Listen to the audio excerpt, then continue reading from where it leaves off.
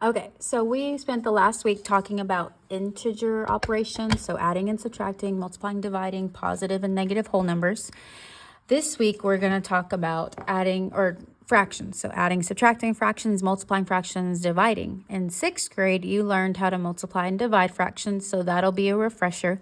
But what will be new to you is adding and subtracting fractions. Okay, so we're going to ease into it. But let's recap some stuff that you should already know coming into 7th grade math. Okay, first things first is the parts of the fraction. The number that is on top of the fraction, otherwise known as the numerator, and the number that is below the or in the bottom half of the fraction is your denominator. So simple vocabulary there.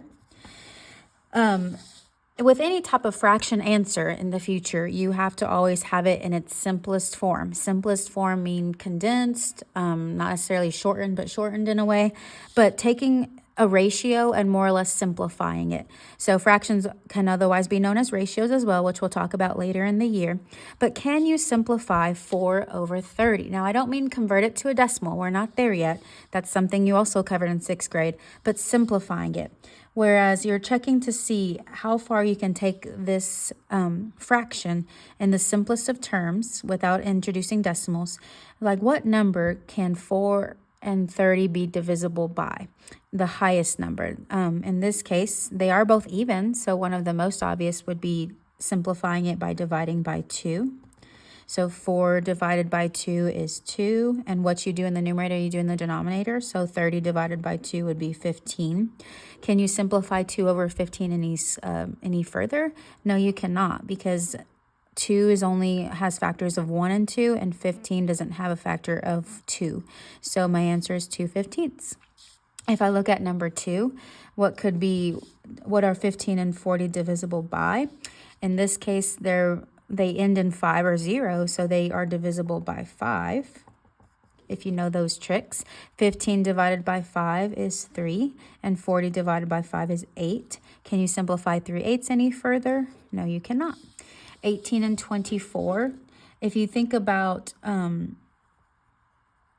any factors, or the factors of 18 and factors of 24, they have a few in common, like 2, 3, 6, I think, is probably one of the highest that can go into both. So I can divide by 2, I can divide by 3. I'm going to go ahead and jump and divide by 6. And I'll show you one later where you can break it up further by using smaller terms. But 18 divided by 6 is 3. 24 divided by 6 is 4. And so the simplest form you can have is 3/4. Now, if I did divide by 2 initially, because that's my go-to, is if it's an even number, it's divisible by 2. 18 divided by 2 would be 9, and 24 divided by 2 would be 12. But then I can simplify 9 and 12 further by dividing by 3.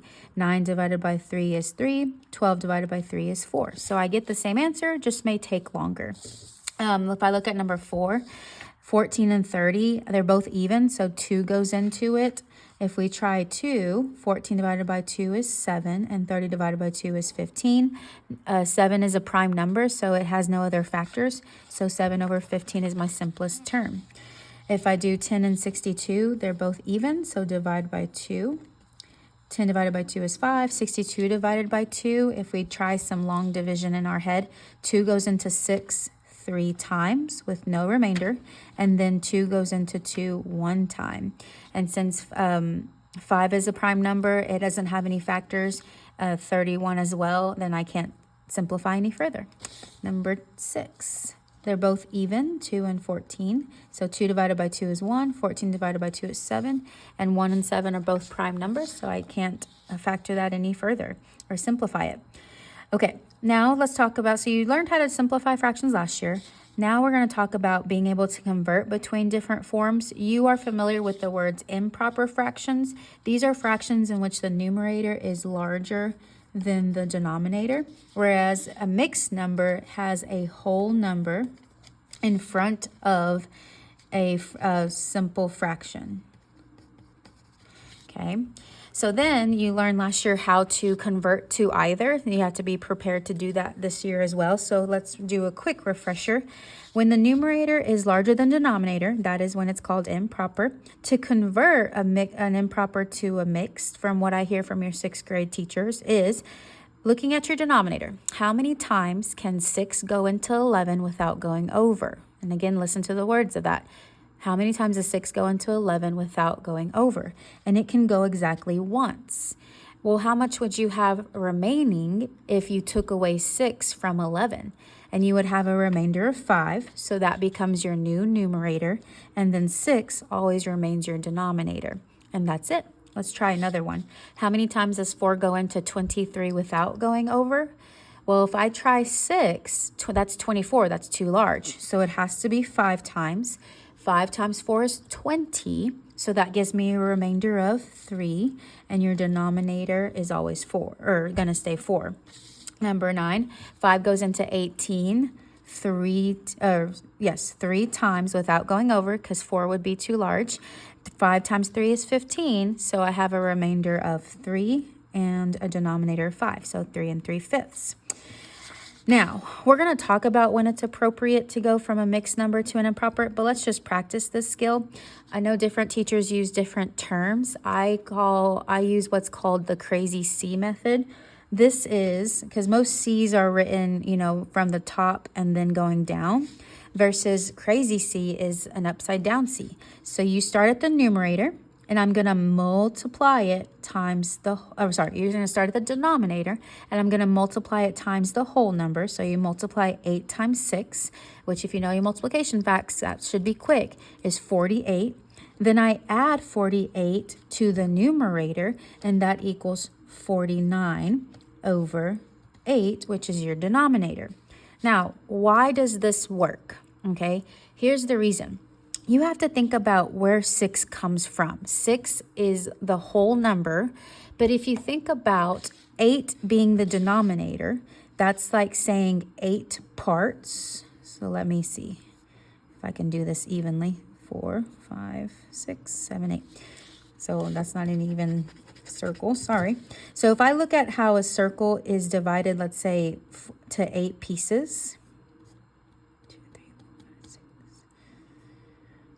7, 8, just pretending they're equal, okay? If I have 8 sectioned off pie pieces, okay, I would need to make 6 of these. So if I made 6 pies with 8 pieces in each pie, if I count it up, 1, 2, 3, 4, 5, 6, 1, 2, 3, 4, 5, 6, 7, 8. If this has 8 slices, but I need 6 of them because there's 6 holes, 6 times 8 is 48. That's where the 48 comes from.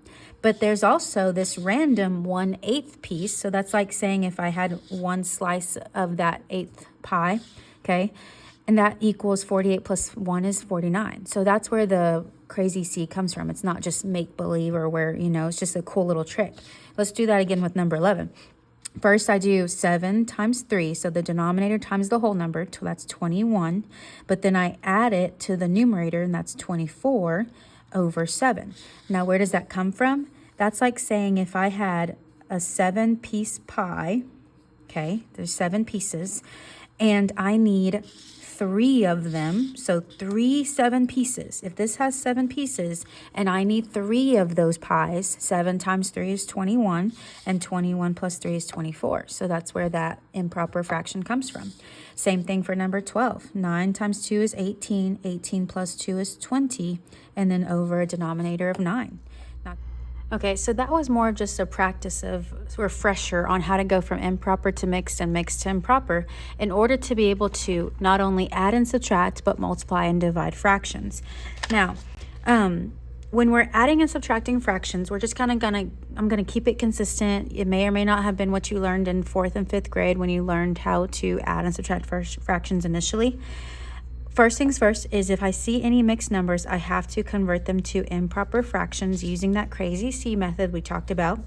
Then we can add and subtract the numerators, but keep the denominators the same if and only if the denominators are already the same. Tomorrow we're going to talk about when I add and subtract fractions with non-common denominators. Then we simplify if needed. see if the denominator can go into the numerator, and then convert it back to a mixed number, especially if my answer needs to be in a mixed number. So let's jump right in. If I look at number 13 as first, check the denominators. Are they the same? Yes, they are. Are there any mixed numbers that I need to convert to improper? No, there's not. So my rule says I add my numerators, and well, in this case add. So 1 plus 5 is 6. And I keep my denominators the same. Nothing happens to the denominators. Now 6 over 12 is the answer, but I need to see if I can simplify. Well, think about what is the highest number that is divisible by 6 and 12, or 12 and 6 are divisible by. And 2 goes into both, 3 goes into both, nothing wrong with those. But 6 is the highest I can divide both numbers by. 6 divided by 6 is 1, and 12 divided by 6 is 2. So the simplest form my fraction can go into is a half. If I look at number 14, they have the same denominator. There's no mixed number to worry about. This time, though, I'm subtracting. 11 minus 4 is 7, and I keep the same denominator. Now 7 over 15, there's no number that 7 and 15 are divisible by, so that's the simplest form I can put it in. Number 15, same denominator, so I add 5 plus 2 is 7 over 3, same denominator. But since my numerator is larger than my denominator, this is an improper fraction, which is not wrong, but I need to convert it to a mixed number. Well, ask yourself this: how many times does 3 go into 7 without going over? It goes in twice, so 2 is my whole number. 3 times 2 is 6, so that means I have a remainder of 1, which is my new numerator, and then I have the same denominator. So that's how you change that improper to a mix. Make sure to look back at the notes if you don't remember. Number 16, same denominator, so add 3 plus 7, which is 10, over 8. This one has two things we need to do. First thing is I need to simplify. 10 and 8 are both divisible by 2, so 10 divided by 2 is 5, 8 divided by 2 is 4. But because the numerator is larger than the denominator, I've got to convert it to a mixed number.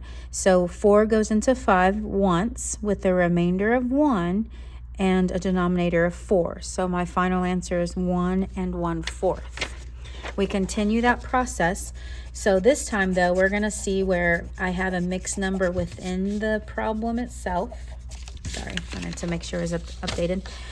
Notice that I have a mixed number here. So, crazy C, 10 times 8 is 80, plus 7 is 87 over 10. And this one's already improper, so I don't need to do crazy C. And now, since my denominators are the same, I can subtract. 87 minus 21 is 66 with the denominator of 10. Now, 66 over 10 can be simplified. 2 goes into both numbers, so 66 divided by 2 is 33. 10 divided by 2 is 5. But since it's improper, I have to convert it to a mixed. 5 goes into 36 times with a remainder of 3. So 3 is my new numerator and 5 is my denominator. So my answer is 6 3/5. And then we do it again. Same denominator. So I subtract. 19 minus 3 is 13 over 20. 13 over 20 cannot be simplified because 13 is a prime number. So 13 over 20 is my final answer. Here's another mixed number, so let's crazy see it. 3 times 12 is 36, plus 1 is 37 over 12, minus 5 over 12. Since they have the same denominator, 37 minus 5 is 32 over 12. I can simplify 32 and 12. 2 goes into both, so 32 divided by 2 is 16. 12 divided by 2 is 6. I can keep going. 16 and 6 are divisible by 2. 16 divided by 2 is 8. 6 divided by 2 is 3. Now, because my answer is improper, we got to convert it to a mixed. 3 goes into 8 2 times, so 2 is my whole number, with a remainder of 2. So 2 is my numerator, 3 is my denominator. My final answer is 2 2/3. Number 20. I need to do crazy C on this first one. 18 times 1 is 18, plus 8 is 26 over 18. Yeah. And then bring down the 7/18. So now I can add. They have the same denominator. 26 plus 7 is 33 over 18. Hard to tell from here, but 33 and 18 are both divisible by 3. So 33 divided by 3 is 11. Sorry. And 18 divided by 3 is 6. It's improper, so to convert it to a mix, 6 goes into 11 one time with a remainder of 5 over 6 as my denominator, so 1 5/6. Number 21, we got two crazy C's here. So 16 times 6, 16 times 6, if I go off to the side, is 96 plus 5 is 101. Bear with me, I know they're large numbers. 13 times 6 is 48 plus 11 is 59 over 16.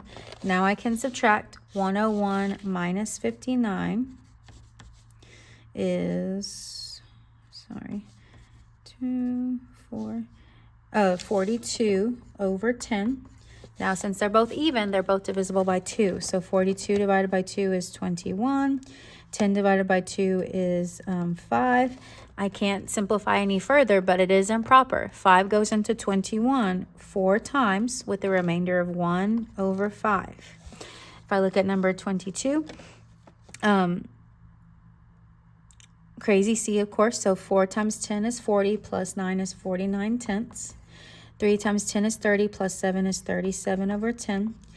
Then I add 49 plus 37, 16, 7, 8, is 86. Same denominator, 86 over 10. Since they're both even, I know I can divide by 2. So 86 divided by 2 is 43. And 10 divided by 2 is 5. I can't simplify any further, but 5 goes into 43 8 times with a remainder of 3 over 5. So you deal with some large numbers, but the math is the same. Now, just to finish off the notes, we'll talk about where adding, subtracting fractions in word problems. It says Marcus is skiing his 860 and 1/10 feet up the mountain. He descends, so that means descends would be my clue word for subtract. 450 and 7/10. What is his change in elevation? Now, I want to show you where a different way to add or subtract fractions, especially in this case, because do you want to do crazy C where you multiply 860 times 10 and add 1? That's really, really large numbers. So I'm going to use this whole number to my advantage, okay? If I try to subtract 7/10 from 1/10, like if I pretend the whole numbers are not there, can I subtract 7/10 from 1/10? I can't, because there's not enough to give. So I'm going to take one whole from 860 and make it 859. Now, if you remember how we thought about pi, or pie chart kind of thing, where if I take away one whole with 10 slices, how many slices is one whole? That's 10/10.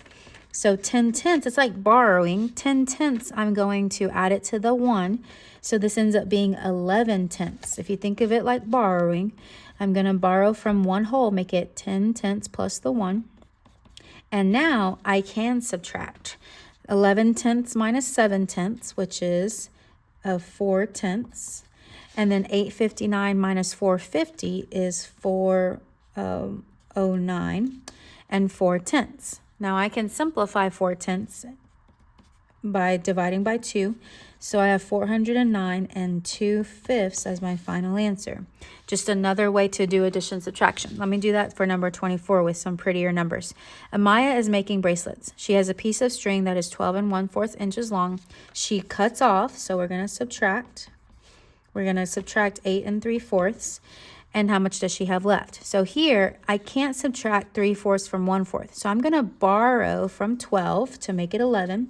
And since each pie has 4 pieces, 4 plus 1 is 5/4. I know it's improper, but bear with me. But now I can subtract 5 from 3 and make that 2/4. 11 minus 8, which is 3 2/4. Now I can simplify 2/4 to equal 3 1/2. So another way you can do subtraction without doing crazy C, just to show you, okay? One more. Bill has 23 4/5 gallons of water in his aquarium. He adds, so this time we're going to be adding 18 3/5 more gallons. How much water is in his aquarium? So this time I don't have to do crazy C, because I'm just going to add my whole numbers and my fractions because of the same denominator. 23 plus 18 is 41. When I add 4/5 plus 3/5, I get 7/5. But because 7/5 is improper, how many fives go into 7? 1 5. So I'm going to add it to the 41 and make it 42. And then I have a remainder of 2/5. Another way to do adding and subtracting without doing crazy C. And again, I'll show you that maybe another time when we do another day of adding and subtracting fractions.